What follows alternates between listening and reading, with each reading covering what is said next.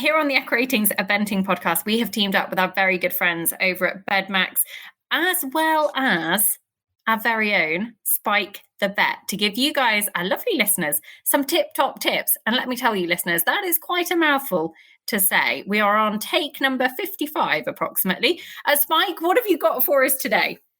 Oh, Nicole, I've got another top tip for you.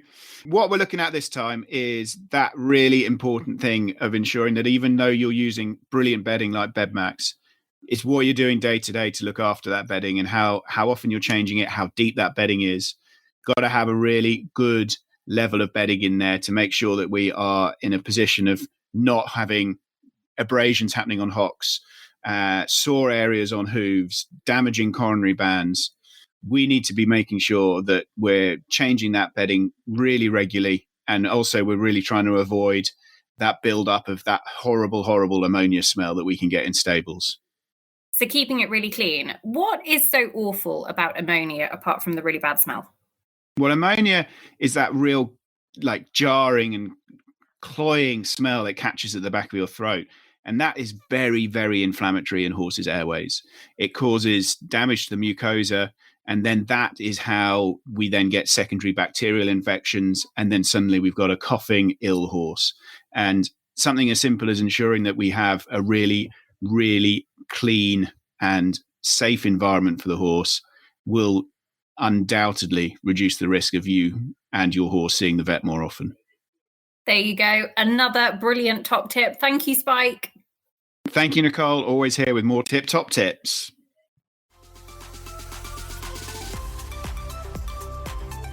Welcome, listeners, to the latest When Nicole Met, very kindly brought to you by BedMax. Now, today's guest had more international runs than any other rider in the world last year. She had more cross-country clear rounds than any other rider in the world last year. Went inside the time more than any other rider. You're seeing a pattern here, aren't you? Basically, she was on fire in 2023. 10 international wins. I think only one rider in the world had more. Lara de Liedekerke-Meier, it is an absolute pleasure to finally get you on the show. I'm so excited. Thank you, Nico. Oh, do you know what? I'm really looking forward to doing this. We have been talking about it for some time, but we have made it happen. And I kind of find out a little bit more about what makes you tick. You have an incredible family dynamic of small children, a breeding program, a husband with a brilliant job as well. I'm just fascinated to know how it all kind of fits together. Were horses always your plan? Yes. I would say yes. As far as I remember, I would say yes. My grandfather, the father of my mother, was already in horses. And I remember myself quite really, really young having some Shetland ponies. And in my backyard in the garden, we didn't have some stables, so we didn't have anything like serious, but we had some fields around the house. And I remember we had quite early... In my early days, we had some Shetlands, and I used to more go see my ponies after school than see some friends. So let's say I was always quite addicted to having, horses. And then after that, I got my first pony. But I was never, I think in the beginning, thinking I'm going to be an international rider. I was just enjoying the animal. So as far as I remember, I would say, yes, I was with horses. My grandfather himself used to do some eventing really, really long ago. So that's maybe thanks to him, I ended up doing some eventing. But yeah, I think horses has been quite for a long time with me. I love that you went to see your ponies rather than go and play with your friends, because actually I'm sure there's plenty of people listening to this podcast that can totally relate. I definitely did that when I was younger. I think my parents used to be like, do you want to have friends over? And I was like, no, I'm good. Thank you very much. I was always really happy to be, in the mud and do plays and jump. I have to say, I used to jump some little logs in the field with them, just running next on the side of them, never really on the ponies themselves, but I used to play with them. And then when I was at home with my cousin, only with my family, I used to put some pillows on the ground and we had to jump them. And the one who was jumping the highest received like a candy or something, because I was the oldest of all the cuisines. So always I used to have some like love for horses, even though when they was not close by. But I used to be really close of my family and from horses. Were you competitive? Not in the beginning. In the beginning, I loved my pony. I was eliminated all the time. My mom used to pack the truck, and we arrived. I did nice dressage, and I was always eliminated in jumping. And I jumped maybe fence 1, 2, 3, and got eliminated on fence 3. And I used to say to my mom, "Yeah, but I did a mistake. It's gonna be better next time. Don't worry." And then my mom was packing up everything back in the truck, and we were going home and heading home, and she was desperate. And my grandfather then said to her one day, "She doesn't have enough fighting spirit. I think you don't need to invest more horses in her." And I think maybe that day I changed something, or something clicked in my head. I was like, oh, I remember now more about it. I don't know how I react that day, but I was really like, yeah, why he says that? Why? And the story was because I had this pony who was often eliminated in jumping, and I made a 30-meter circle in a field between fences.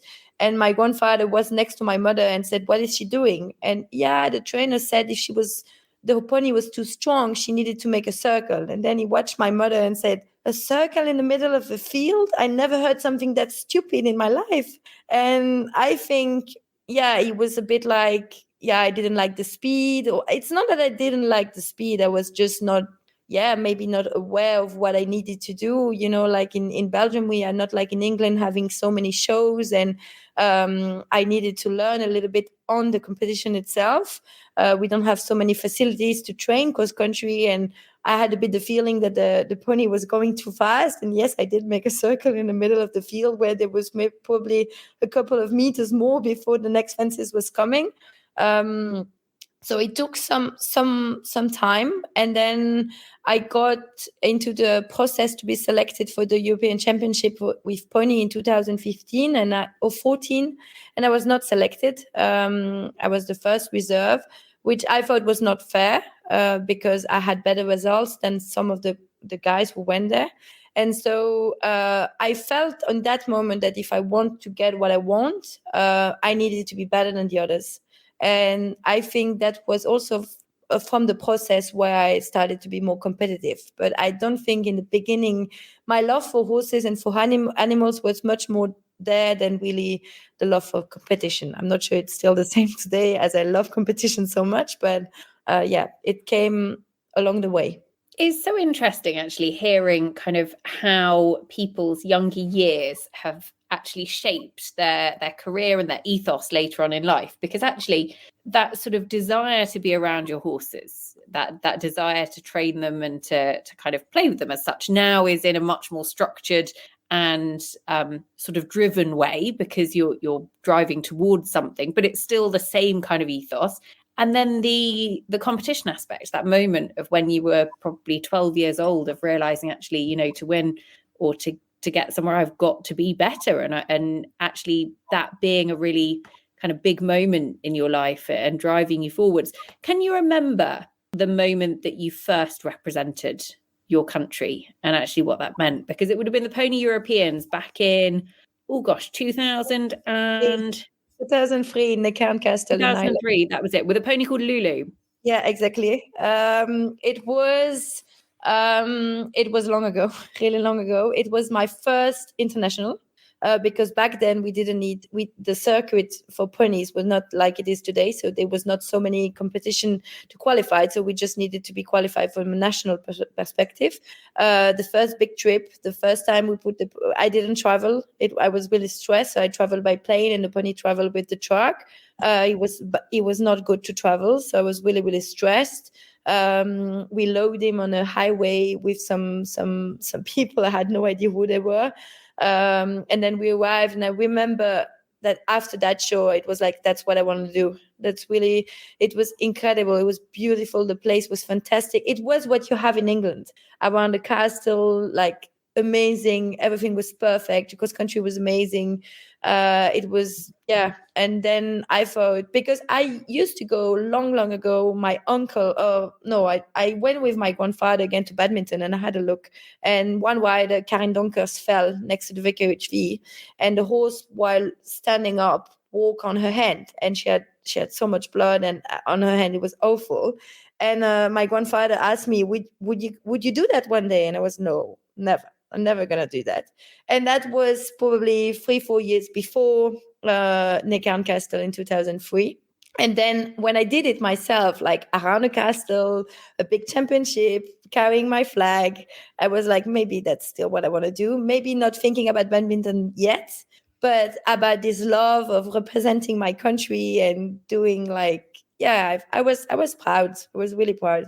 Were you ever tempted to do something else? Was there ever another calling in life? My jumping trainer hoped in the 20 years ago that I would change and I would go jumping, but my love for cross country and my love for being in the country with my horses was stronger. So no, and I don't think I played tennis, but every time the ball was coming, I was closing my eyes. So not ideal, Lara. Not ideal. No. The trainer said I had a good touch, but I kept saying to him, yeah, but I don't do it like consciously, so I don't think it's good. I do love a lot of sports to watch. I love watching nowadays Formula One, tennis, like a lot of sports, but I never wanted to do something else myself. No, only horses. I want to ask you about a amazing little horse called Noonie Blue, because she has, and she still has, such an impact on your career. She took you to your first junior European championships. You did 2 juniors with her. You did 2 young rider championships with her, and you went to your first senior championships with her in 2011 as well. She now, and we'll talk about the breeding side of things in a bit, but she now sort of has her impact on your current team of horses because she's been a very successful broodmare. Tell us a little bit about her and kind of how she came into your yard and actually just what she did for you in those early days of your career. To be fair, she could have done one more young rider. She didn't, because I failed at university and I needed to go do some extra exams. So I missed Blair Castle, I would say it was 2008, 7. I don't know, but I mean, she was fantastic. We did buy her really close by Overville. There's a young horse jumping championship, Belgian championship. And I had Lulu, my pony, and my trainer said, okay, she's a good rider. Maybe we need to look for something else for later on. And we went in Gève, and there was like 200 horses jumping the 5 years old class. And my mom knew exactly what she wanted. She wanted a light horse, a good jumper. And yeah, we watched for 2 hours. We didn't see anything. And the moment we decided we're going to go, we saw this little gray horse ridden by a really heavy guy, like, something which was not for her, to be fair. And we watched it. My grandfather was there. My father was there. And my father knows nothing about horses, but he loves Arville really, really much. And so as it was really close by to Arville, he was really excited to know that maybe we would buy something close by to our now place. I was not living in Arville then. And then we had a look. She looked nice. And then my mom said, oh, maybe that's something we need. And they went out at the exit gate of the jumping round. And there was the guy, and he was speaking to a lady. She was pregnant. And my dad and my grandfather just walked really, really fast to not miss them. And then they asked, is the horse for sale? And the pregnant lady was like, nope, not for sale. And then my father turned around and watched me and said, oh, unfortunately, she's not for sale. And then the pregnant lady said, oh, is this for this young girl?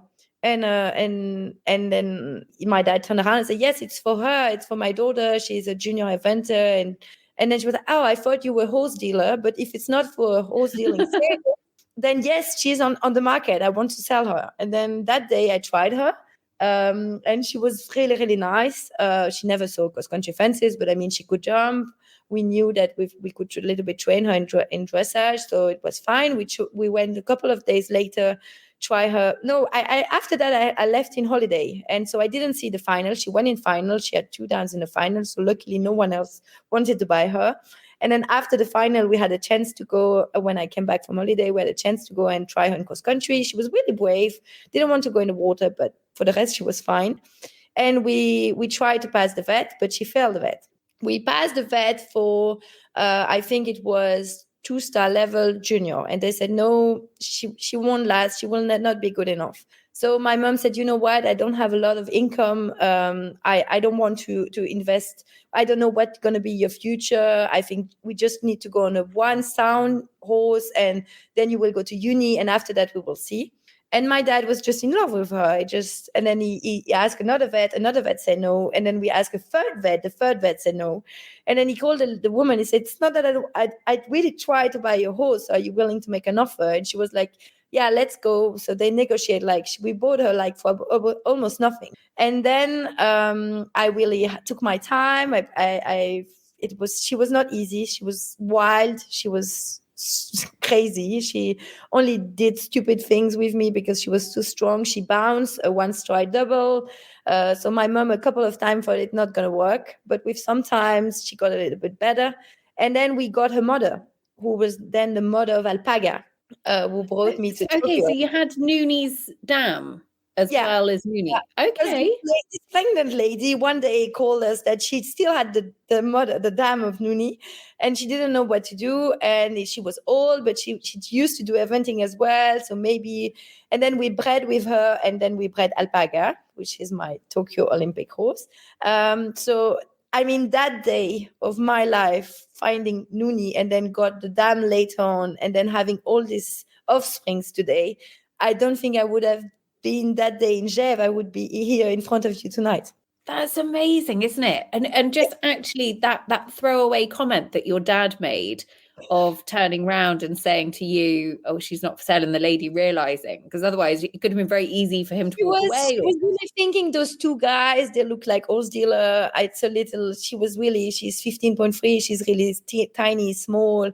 And she used to ride a horse herself, but as she was pregnant, she asked her jumping trainer was too heavy. And he admitted to me, he rode her maybe 10 times and was only lunging her or making her loose jump before the final because he thought it was too heavy for her. So, I mean, he became my jumping trainer later on. But he was really like, when she asked me to ride this horse, I thought it's a joke. I'm too heavy for her. It's never going to work. And so everything just meant to happen. I don't know why it happened like that, but I'm really superstitious nowadays. I feel that sometimes if it means to happen, it will happen one day. And sometimes an injury also happened and you don't know why. But I mean, that day meeting those people and seeing this horse has been a turning point in my life. So tell us about the start of the breeding program then. So Nooney went on to obviously be very successful as an event horse. Her dam came into the mix as well. So I presume you bred from her first. Yeah, it was the dam of Nooney who started the breeding camp. Because when you started this breeding program, which at the time, was it a program or was it very much a let's just see how this goes? I would say even nowadays it's not a program. It's just my mares who has been competitive or nice mares, which I like the type. And I don't want, like Kai, my husband will always say, I would never let a horse go away from here. So when they arrive here, they're most likely going to stay. I tried today to not be like that and sometimes to sell one or two horses because it has to be a bit break even. But I mean, I used to then breed with Kella Longanese, who did also 5-star in Le Mullen. And so it's just, I never buy mare to breed. I just keep them. I'm happy to enjoy them as breeding mares later on. But then we first started with the dam of Nooney because obviously she was 22 years old and we liked Nooney. So we thought, okay, you know what? Why not?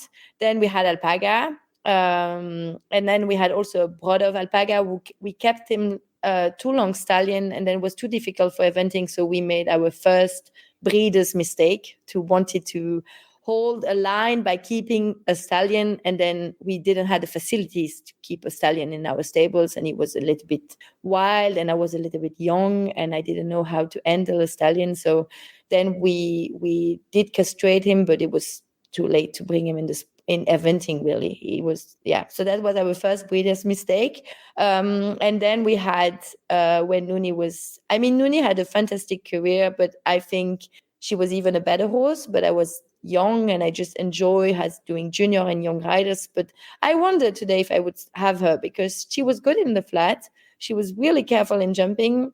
And with my system today, I could have maybe make her even better, but who knows where I would be then. So let's not try to think it that way.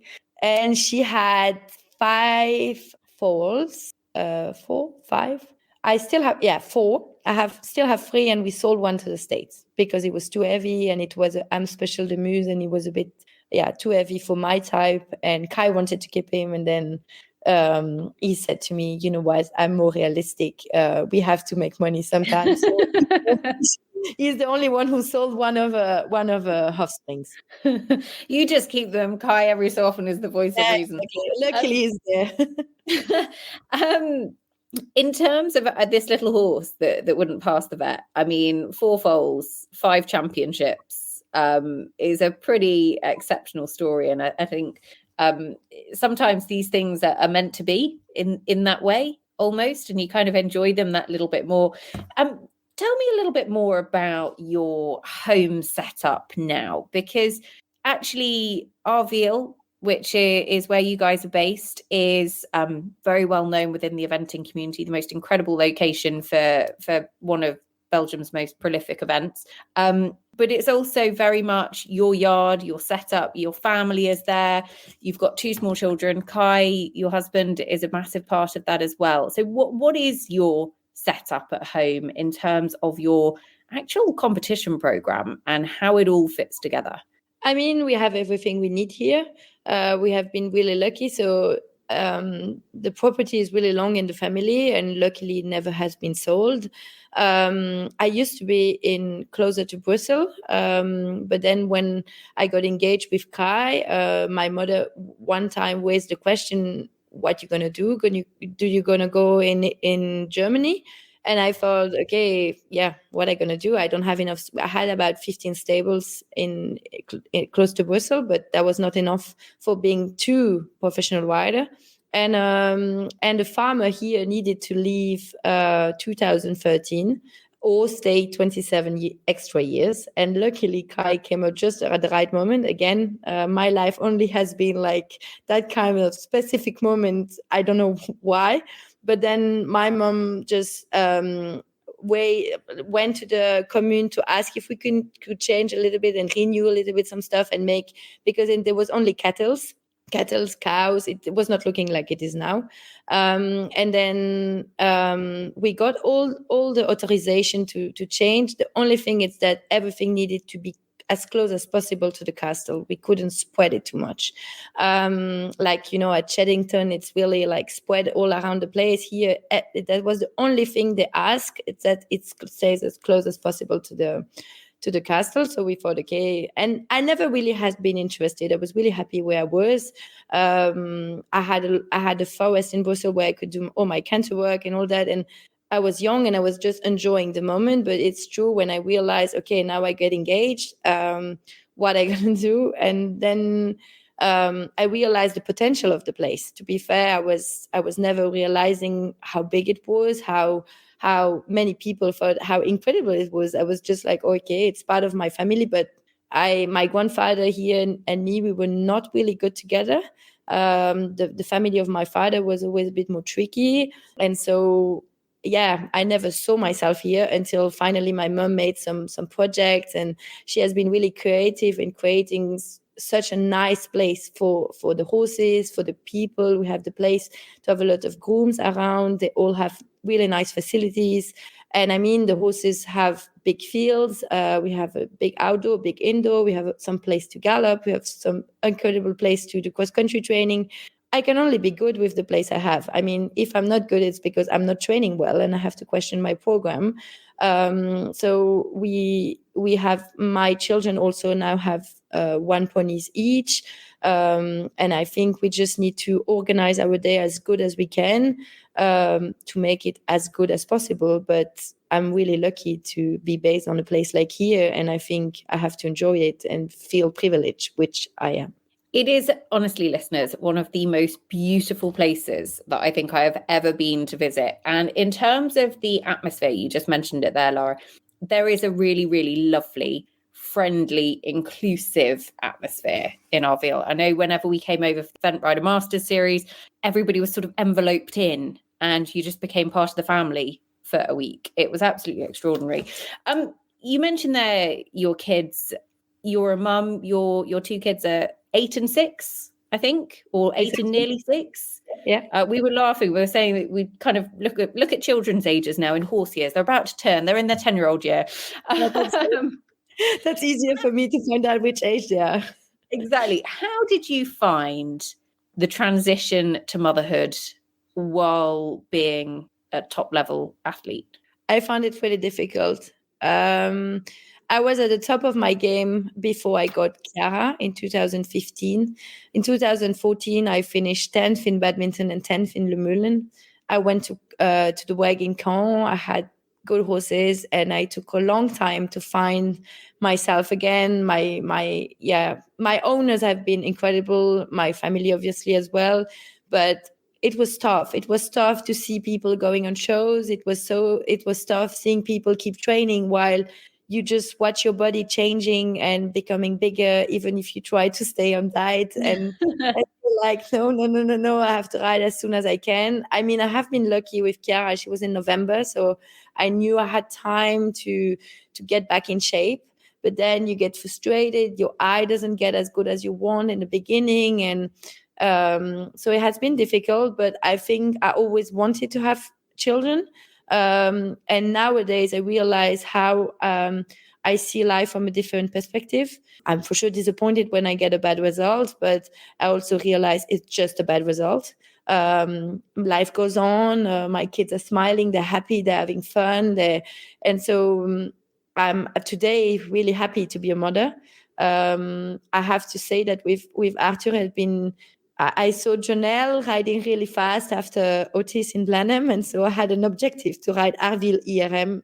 Then after I got Arthur, it was only 3 weeks later. I don't like when I see the pictures. I thought I'm not in good shape, but I was so driven and I so wanted to be back in the saddle, and I still ended up going to Tryon that year. So, I mean, life is sometimes full of sacrifice, but I consider being pregnant a sacrifice. I think guys could sometimes carry babies and they watch us like we have some crisis of emotions and our hormones are playing us, but they don't understand what it is to be pregnant. But I think it's fantastic to be a mother. It's fantastic to see building a family and enjoying those little moments. I think it's precious, but it has been tough.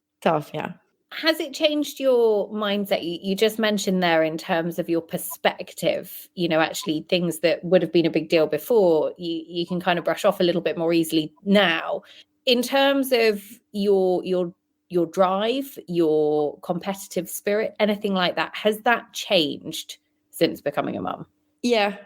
Also, like I'm saying as a joke that I keep all my horses. Before I would have kept them all. Today I know sometimes it's part of the business to sell some horses, and it's not like selling my kids. I wouldn't sell my kids. I was thinking like that, I had horses, and I would create a partnership, and when I would feel guilty to sell them. So that has changed a little bit my mindset.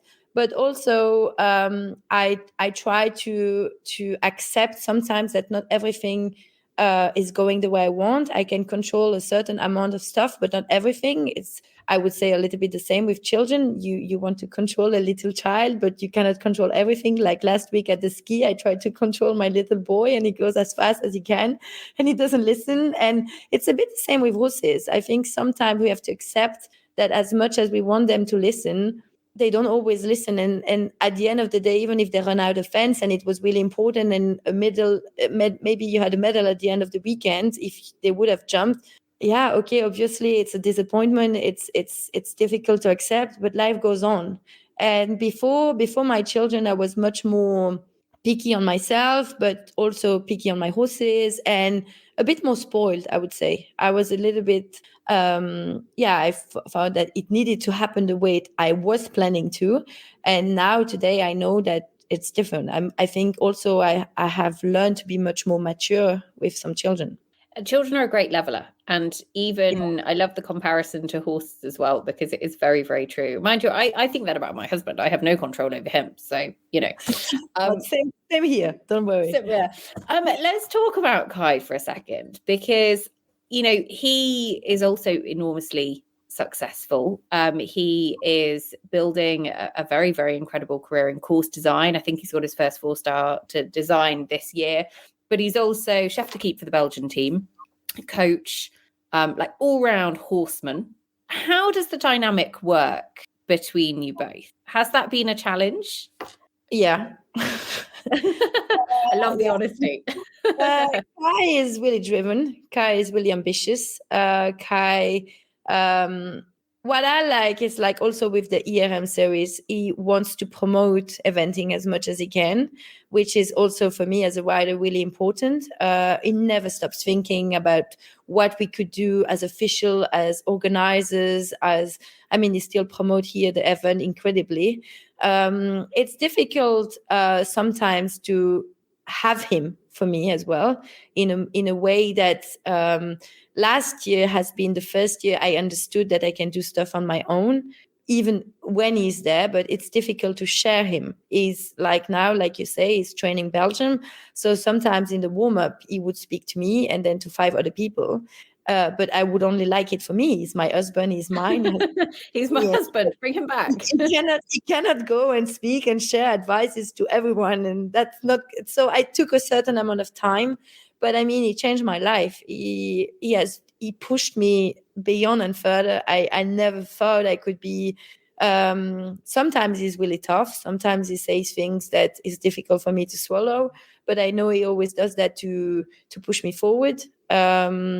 Because, okay, for sure, sometimes you question yourself and you have people who just leave you in those doubts, and he would just maybe let me swim a little bit around my emotions. But at one moment he will pick me up and tell me, okay, you can do that. Now we're going to do it. And it's true, when he was a rider, it was easier when we were training together in the indoor. When you have another rider, you have a mirror.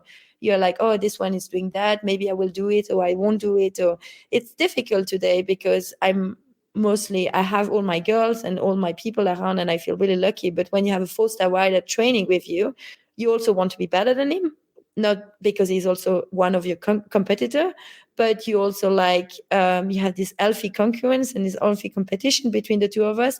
So when he decided he didn't want to be a rider anymore, has been really difficult.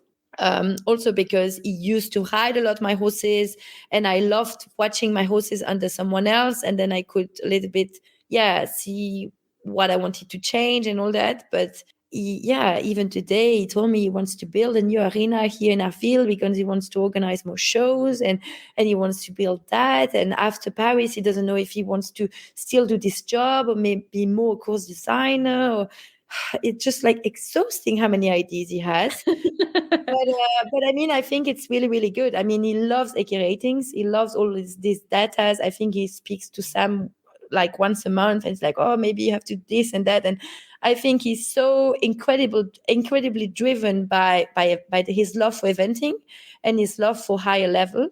And it pushed me. And also I think EQ ratings pushed me as well in a lot of ways, that I loved those when I saw those stats a couple of weeks ago. I was like, oh, that's so cool. I want it to be even better next year.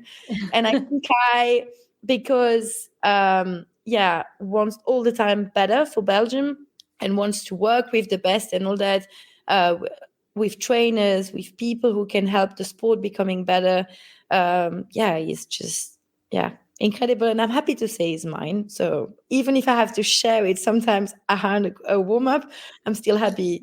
He's still you get him for 90% of the time. 45 for the others, because not quite that much. He's really often gonna go, and you're gonna go to Saumur where I'm not gonna go, and we will have to split a lot of our calendars, but I'm happy with that. If he's happy, it's okay. It's interesting, isn't it? You need those people that will push you, that will pick you back up, that know when you need that little shove in the right direction, or actually you need to hear them honest truths, or you just need a little bit of love and confidence. And those people actually have such an impact, especially when you're competing in a sport such as eventing.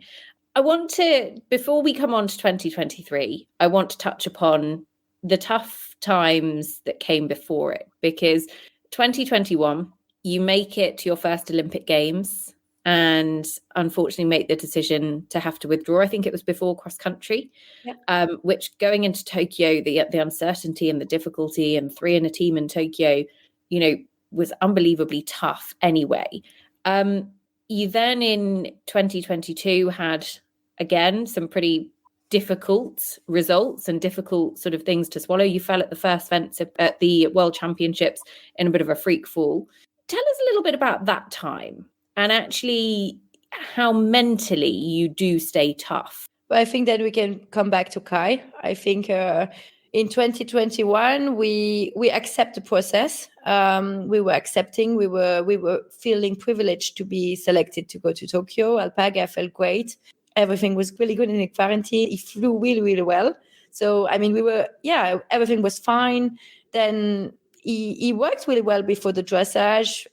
Didn't do the best dressage. No wonder why, but he was not so special in dressage. So anyway, it was just a good experience. The day after, I galloped him a little bit before cross country, and I felt he was not so good. And then, obviously we just couldn't go on, which was really already difficult because it was the first year Kai was selector. He was not selecting for Tokyo because it was still the contract of the guy of 2020. So, but then, people start speaking, and it was already quite a failure for me, which I knew, okay, with horses, it can happen, but still it's difficult. You have to accept. Then I go to Avanches. I go really nice dressage, good cross country. My horse not sound to go for the vet check at Avanches. So I thought, okay, that's no way. That's twice in a month or in a month and a half. And again, nothing I could anticipate. And then you wonder if you have to start questioning your system, if you have to question your vet at home, your farrier, the way you're training horses. Why is it going like that? And then I thought, okay, it's I don't need to now just think about those two competitions. The rest was quite fine. Then we started 2023. Kai and me were a little bit, trying to make as good as we can, a good plan for the horses. I thought everything was quite okay. Then I go to Pratoni. My horse was a bit young, but I go to fence 1. I have a forward shot, and then I land on the ground, like my nose, my face on the turf, just like I'm gonna wake up. That's no way. I cannot be on the ground after fence 1. I just walked the course this morning. I had nice music around. I know exactly what I have to do. And then, I see this woman coming from the fence judge asking me, "Are you okay?" Oh, no, I'm indeed on the ground. And then I thought, then after that, we had Le Lion d'Angers with Chiarado, and I had to stop at a log in front of the water. And then Kai watched me and said, "Why you never sat in the saddle and gave leg?" And I watched him and I said, "Did I not?" No, it was so bad ridden. And I really hated him. I hated him for telling me that. I hated him but maybe it was the right call to finally shake me.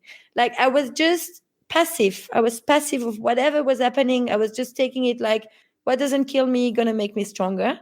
But I was not doing anything to become stronger. I was just taking it, and I was not reacting. And that sentence of Kai in Le Lion, and I saw him sad for me that it kept coming, but disappointed that I was not reacting, disappointed that I didn't show any character, disappointed that I didn't show any frustration. I was just like, it happened again. And then I had a winter, and I had a chat with one of my owner, which owns like a couple of horses, and he watched me and he was like, "You are worth much better. It's time that you take yourself back together and that you stop just victimizing yourself, that Kai is not really there anymore and Kai is sharing, and that's bullshit. You don't need anyone." And to be fair, this sentence of Kai, then this sentence of my owner, and then another guy who sent me a horse by WhatsApp and said to me, "Oh, Lara, I saw this horse today and I think you deserve better horses than you have. So I thought I will send you this horse." And I was really like, I don't know really this guy. Who on earth he dares to send me a horse that all my horses are good? And that day I realized, like, okay, I have good horses. It's maybe time that I wake up. So it was some key moments in my season, and it took too long. I don't know why it took too long. I after with the year I got last year, I'm not sad anymore, but I'm a little bit wondering why I took too long. Then obviously I also saw a mental coach who also opened some doors, and we could have a chat about it. But yeah, I was passively accepting what was going on without trying to react on it. It's almost that you sort of, when you get kicked when you're down and you're just taking the kicks, you're not trying to get back up, but actually it's that survival mode. Yeah. But only the people closest to you can probably actually pull you out of it in that moment. What did you change? What were the things that you actually did come out fighting with? I think I stopped doubting. I just worked that those situations doesn't happen again, that I try to control the controllables, that I try to be in charge of my horses, to go out of my comfort zone and try to go more in a growth zone, and not expecting results to come to me, but go and grab results. I don't know if because I was out of the circuit, because I got pregnant, or because I got some injury, and I was a little bit surprised that it happened. But then I just had a couple of times a chat with Kai, and a little bit like also trying more to stick to a plan, because obviously horses nowadays are really expensive, and then you enter to those shows, and then you pay in advance, and then one horse gets 3 days before the show get injured or has a swollen leg, and then you change your plan. You're like, oh, but this horse is also in work. Because I want to spare the entry, I will take this horse. And that's maybe a mistake I used to do in 2021, 2022. Now I try to have a clear plan for every horse, know where I want to go.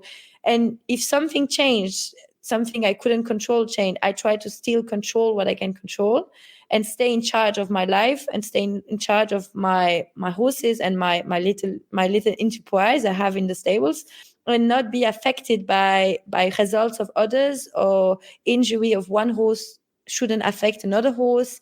And so I think I'm now much more controlling my life. You came into 2023 with quite a lot to kind of put behind you. Le Lion d'Angers would have been right at the end of the season. So there's not a lot of time to kind of get back out after Le Lion and sort of try and make any changes. You know, you come out start of the year, new season, everything ahead, but Belgium was still looking for Olympic qualification. So the Nations Cup series was going to be a big part of that. Kai was obviously, you know, I'm going to call him the mastermind behind Belgium's Olympic qualification, because actually that was an extraordinary run and an incredible coaching performance last year. But you come into the season, did you immediately feel different to how you felt at the end of 2022? Or did it take a little bit at the start of the season to actually all click into place? We had the winter. We only spoke about Paris. We were speaking Paris. We had a plan. We knew that it was the Nations Cup. We went straight away down to Italy, to Montelivreti. And to be fair, I had Ducati d'Arville, which is like one of the horses who, into brackets, saved me last year, because I went there with a lot of horses. I had nice results in 2 and 3 star.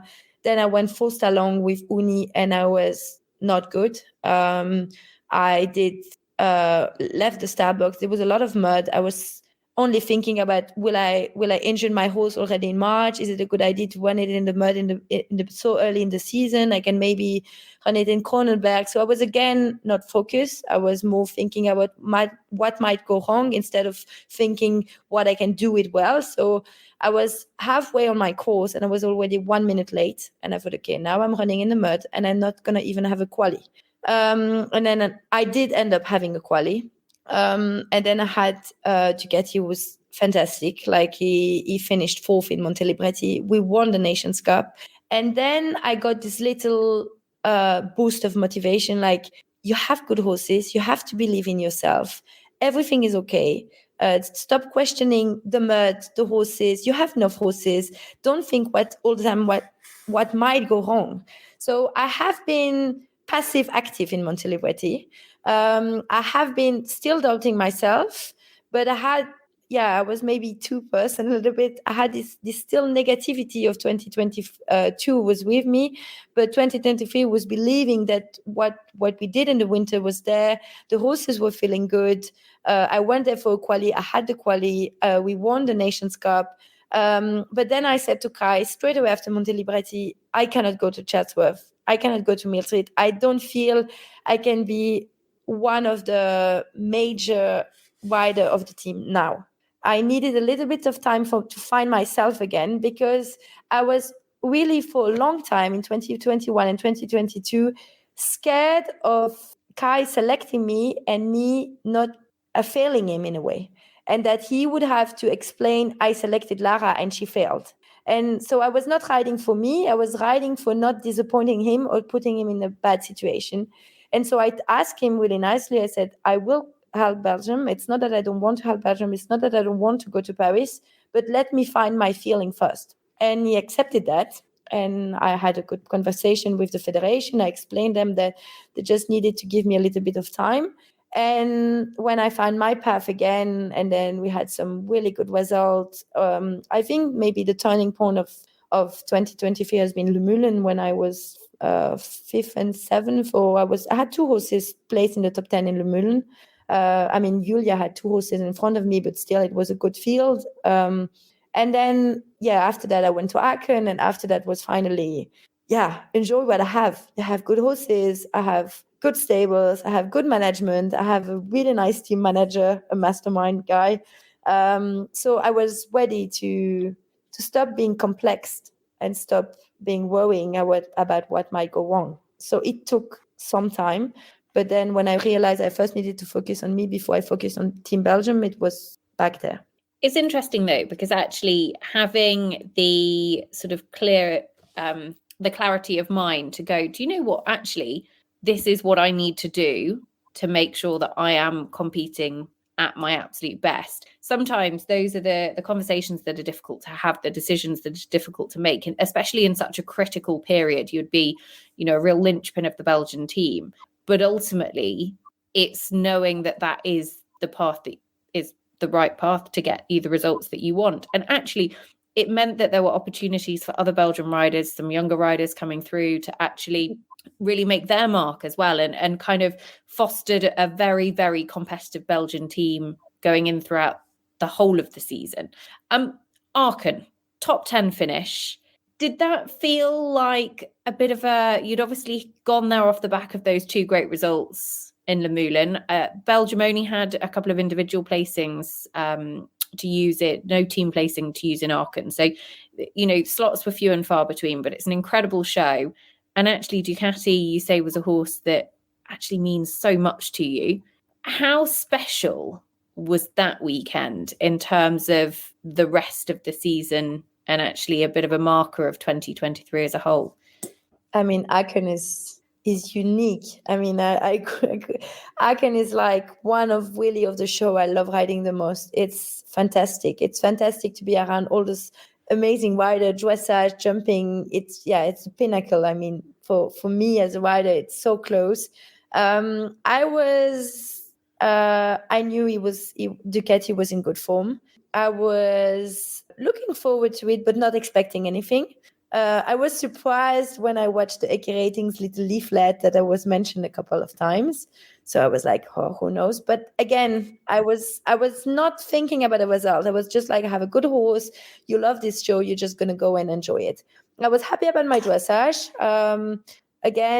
As a Belgian rider, no team. I didn't have the best draw, but no matter what, it was good.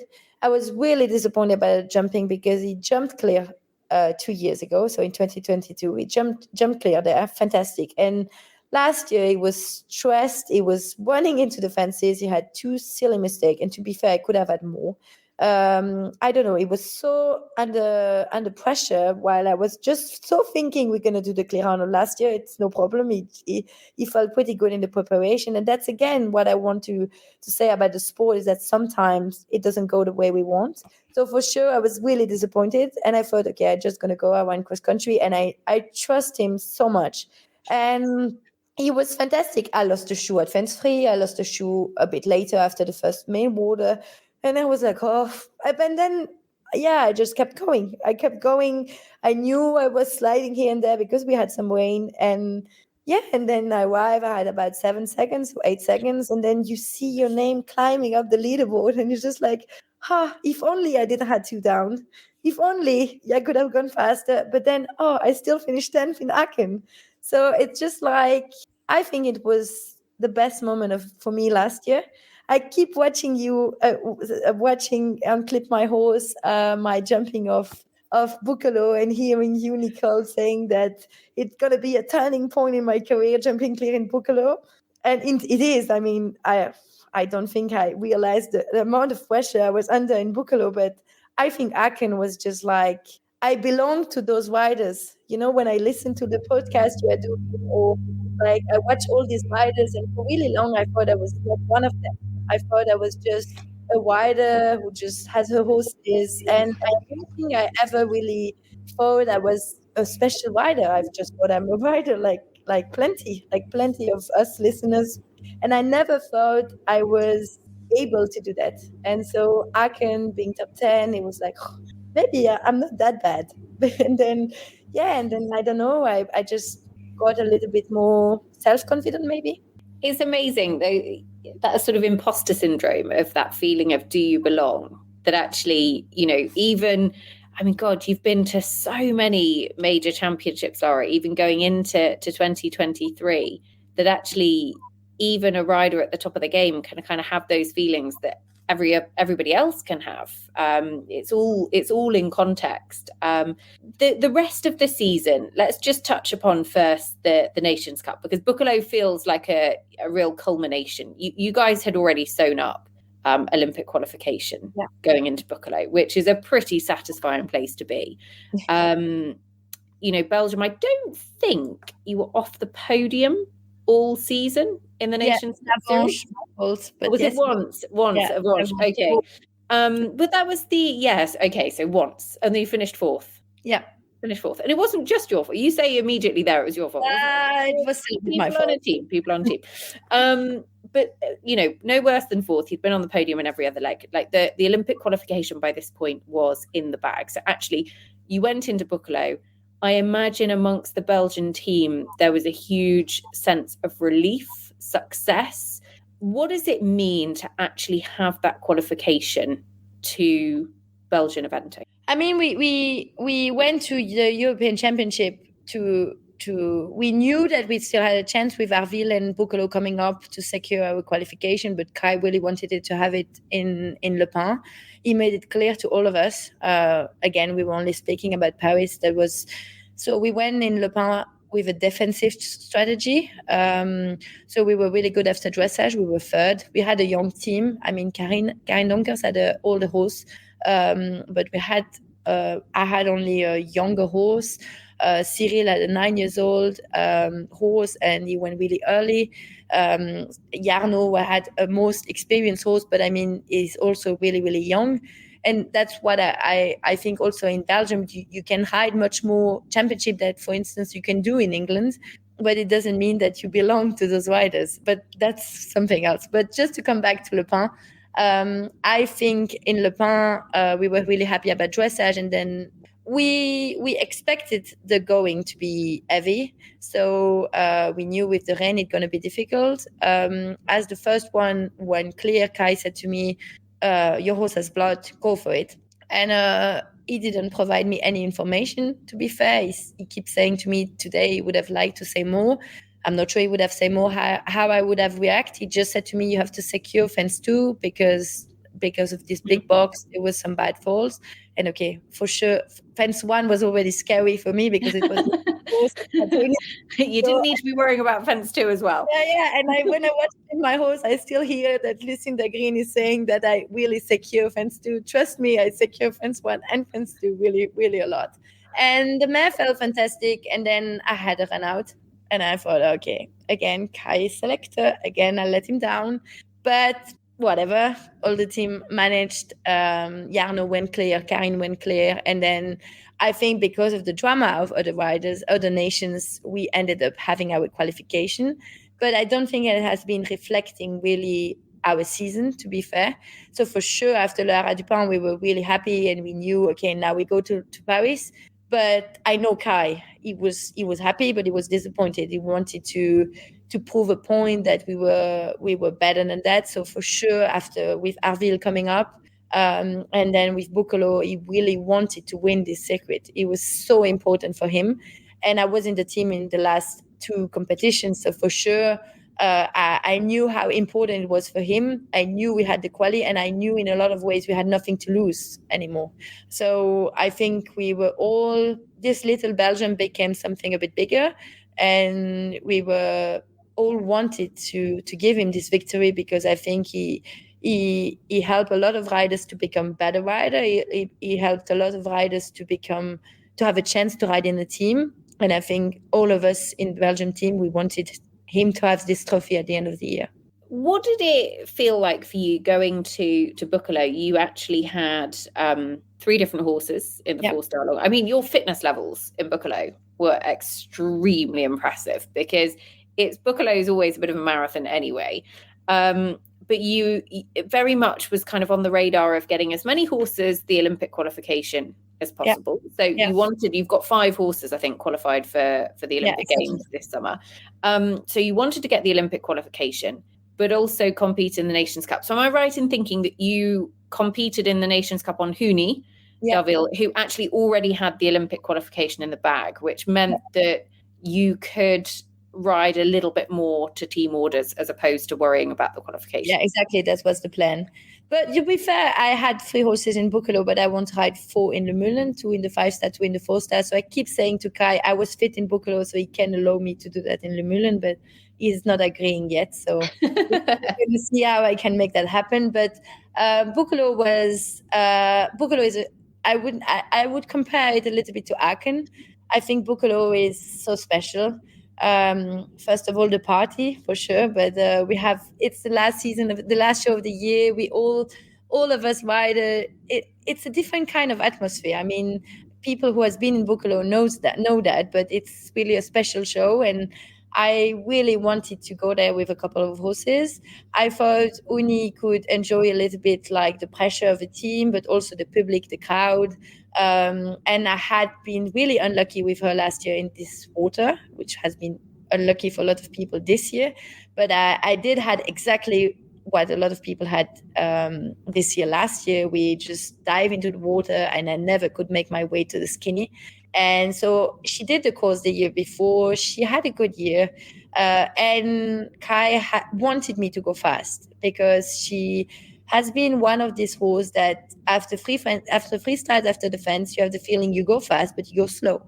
And so he told me, you have to kick. And if you don't kick, you kick again. And you want to kick all the way long that you want to make the time. And when she made the time, I thought, okay, you know what? I have to make the time with another one, because if Uni, my slow horse, makes the time, it's possible and it's doable. And then I think my second horse was Ducati, and he had a really good dressage, which made me really proud. But I didn't expect anything, because to be fair, we took about 2 years to bring him back to long level. About what happened in Avanches, we didn't know, and we never found it what happened. And so we built this horse up, and he was so competitive that I thought, okay, it would be silly not to try to qualify him. And you know what, if he does cross country and he's not sounded thereafter, he has the full winter, and I can still manage and ride him. He would have been a wonderful ERM horse. Unfortunately, ERM doesn't exist anymore. So and then I took him, and he has not so much experience on long format, but he's so balanced, and I don't have to collect him so much. And so I just end up bang on the optimum time. I just kicked as hard as I could. While Formidable was, he's a horse, she has a cancer on the eye. So we had to remove a big part under her eye. And so she's under chemotherapy a long part of during the year. We saved the eye today, but she's still under treatment. And so it's a horse who stepped up from 2-star to 4-star long in 1 year. So I didn't want her to make the time. I knew it would be a big ask already to do the 4-star long. But on the other hand, she improved so fast that I thought maybe, we don't know, if she goes fast in her development in 2024, she would be a really nice horse for Olympics. I'm not saying today she's my first choice, but I thought it would be silly not to try to qualify her. And so she has had a different kind of way to tackle Buccolo, but she was still fantastic, and she did jump clear while a lot of good horses didn't. That's amazing that so can she still see out of that other eye? Yeah, she can still see, but if you put a towel on her good eye, you still see that she's more careful. So, and in Buccolo, she on the long side of the medium canter, she spooked for I don't know which reason, and it's her left eye. And even today, when the sun started to be, I think she see, but more in a shady way. Okay. But on the other hand, I find it really not nice from us human to take an organ who still live if he's fine. So I think if one day it would not be good enough, maybe I would take it out. But I think she sees a little bit differently, but she still sees. So I think it's like, that's what I say to the vet. I think if we can save it, we have to try and save it. But the owners are incredible for her. The season finished with possibly a moment of the moment of the season whereby you were so near yet so far. You're going to hate me for reminding you, but it's, if somebody had said to you going into the week, would you be happy with an individual silver medal at Lilian d'Angers in the Young Horsewell Championships for 7-year-olds? I'm sure you would have bitten the hand off. 1 second in the show jumping costing that individual title is always going to be tough to swallow. But you Colorado d'Arville, who was the horse that you rode in Lilian d'Angers in the 7-year-olds, finished just 0.1 off the individual gold. He looks like a really, really smart horse for the future. His record is already very, very impressive. Looks like all of the ingredients are there. Did that kind of feeling of the end of the season, where your frustration is perhaps the fact that you were so near yet so far, did that kind of put it to bed that actually, that was a very different place to where you'd started 2023? Yeah, but to be fair, it's more difficult today. So doesn't help when I remind you. But my season starts in 2 weeks, and I'm just like, okay, the season has been so good. Will it be again the same? So I have, again, what I said earlier, I have to be in control of my decisions again, and hopefully that will be back within the next 2 weeks.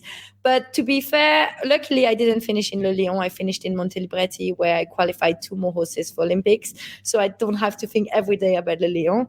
I had 5 seconds in jumping in Buccolo, and I was ex aequo with Ross Canter.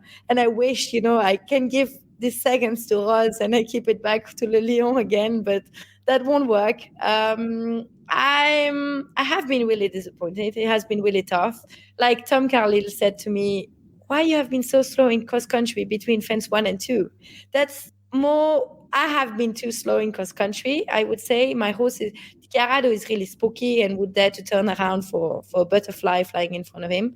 So to be fair, the jumping, I secure my clear round. It cost me a second.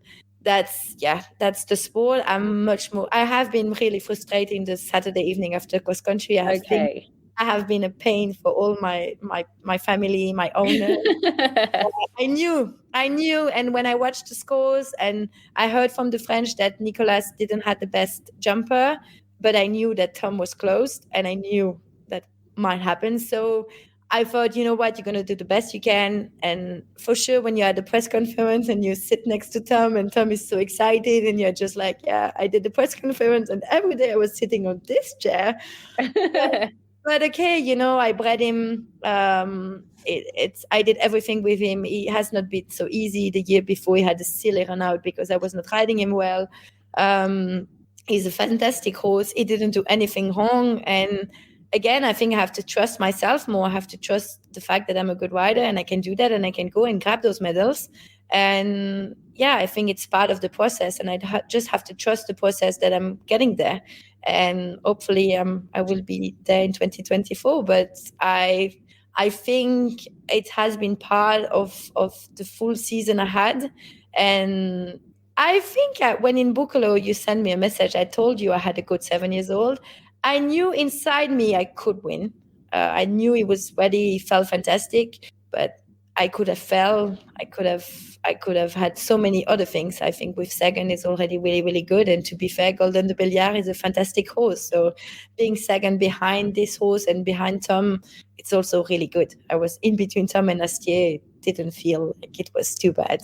I have to say, just to bring it back to Noonie Blue, listeners, who we were talking about a little bit earlier on, she is the dam of both Colorado Darville and both Uni Darville, who we were talking about being on the Nations Cup team booklet. I mean, that is just how much she's impacted your string now, and how much kind of her pathway and her legacy lives on. Are they very much like their mum? Do you see the similarities? I have a 7-year-old as well that I hope we can speak about later on this year. I would say they are all of them a little bit late in their development. They take a bit of time, but like Uni and Kerado, like Uni is really introvert and really not showing any sign, while Kerado he will walk on your feet 3 times because maybe he heard the kids 1 mile away. So is really, really different. But to Noonie, I would say really impatient, but really talented and really quick with their going. Like they would have eyes at the end of their hoofs. They really know what they're really quick footwork, which in cross country, it really helps my riding and allows me to sometimes be a little bit less accurate maybe, but they are fantastic horses. What is the plan for 2024? Obviously, the P word feels like the elephant in the room, and kind of getting back to an Olympic Games. Where do you go from here? So obviously my season just aimed to this event in July at the moment. Origi and Formidable are younger. They're rising 10 years old. They're a bit behind in their development. So they will first start 3-star and then go 4-star, 4-star, 4-star. And then the 2 witches, Hermione and Uni, will go to hopefully 5-star in Le Moulin. Did you call them the 2 witches? Yeah, I did. Are they a little bit naughty? No, because Hermione is Hermione of Harry Potter in French. Oh.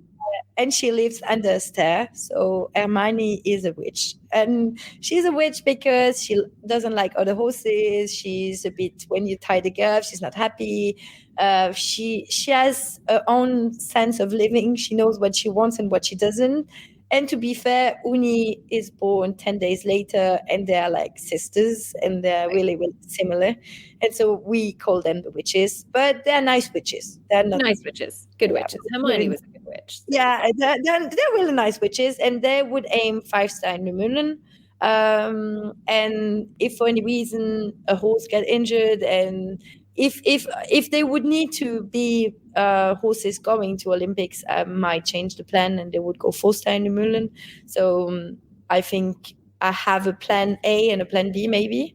But I would try to peak myself in July as good as I can. I mean, everyone say Belgium is easier. For sure, we have less concurrence and less competitors. But to be fair, I don't want to put my husband in a situation that he has to explain why he selects me. So I want to be as good as possible, and I want to also aim for results myself as an individual. And I think if Belgium is on his A game, we have to dream big and go and grab something. I think that is very, very, very possible, because the team have been gathering some serious speed over the last 12 months. Very exciting to watch over the next few months as well. Just quickly, last thing is, what is it that gets you up out of bed in the morning? What drives you still? My love for horses. The smell, the noise, I mean, I do love competition. I think now today horses includes competition as well. I'm not sure there wouldn't be competition anymore. I would go as much riding as I'm doing today. But I do love developing every horse, finding what is good in them, what I can improve. This partnership I'm creating with them. to be fair, I love every single horse. That's why always Kai is a little bit picky as well, because he said, I would give you a cow, you will still manage to make a good horse out of it. But I do love creating something with them and making them. I think that's what is incredible in eventing. You need a horse who loves working, who understands what the rider wants. You don't need this extra super talented horse, which is a little bit tricky or silly. Or I think a horse with who you have a good bond, a good partnership is who can create something so special. And I think like Chiarado, Ducati, all those horses, they would have been maybe 2-3 years ago normal horses. And because I do love them more than words can say, I'm so lucky to have this partnership with them. And that's why I love doing every day, creating this bond with horses, and then we do all that together. I mean, I think a lot of us are alone on the podium, but we should maybe create podium where horses can be on, like in Formula One or something, because I think it's us as a couple. It's a team. That you could not have put that more perfectly, Lara. Thank you so much for giving us such an honest insight into your career. It has been an absolute pleasure. Listeners, I hope you enjoyed that as much as I did. Lara, thank you. You're welcome. Thank you very much for having me. It is our absolute pleasure. Looking forward to seeing where the next few months take you. Listeners, watch this space. Big things on the horizon for Team Belgium. You heard it here first. We probably didn't, because we were banging on about it quite a lot last season as well, but absolutely going to happen. Lara, best of luck to you, Kai, the whole team, the family as well. Listeners, we will be back very soon with more. The next When Nicole Met show will be out next month, so stay tuned. And if there's anybody in particular you would like us to feature, or who you think, have you featured them? Then one, send us a message, because we might have already done a show, in which case we'll send you the link. But two, we would love to hear your suggestions, so send them in. And don't forget, if you listen to the show and you enjoy it, please rate and review on your chosen podcast platform. Tag us on social media, whatever it may be. You can't imagine the difference that it makes. For now, though, that is all we've got time for. Big thank you to Lara, and a big thank you to you guys for tuning in. Decorating horse sales. First of all, Sam, introduce us. What is going on? We have, from the first day we started Equi-Ratings, because of Moneyball, one of the things that inspired us to bring analytics into equestrian sports. It was all about sourcing talent. It's like none of us have a crystal ball as to who's going to be the superstar of the future. So how can we make a calculated decision? How can we actually, like, that human efficiency piece, like the limitations of humans versus like what are machines better at than humans? And one is, looking at a vast amount of potential assets that you could buy and finding what ticks the box. So look, from the first day we start with Equi-Ratings, horse sales was always something that Equi-Ratings could one day do. But we obviously had lots of things to do. We're doing risk, high performance, content, working with brands, lots of stuff. But with the build up to Paris 2024, and actually there's been loads of other searches, there's been junior horses for championships and stuff like that. We've already had quite a lot of clients on the go, people basically banging the door down saying, look, guys, help us find this horse. And that's led to us now building a team. We have full-time people dedicated to this, really creating a process to source equine talent that is going to help you achieve your goal. Whether it's 2024 or it's 2026 or it's 2028, we're up and running.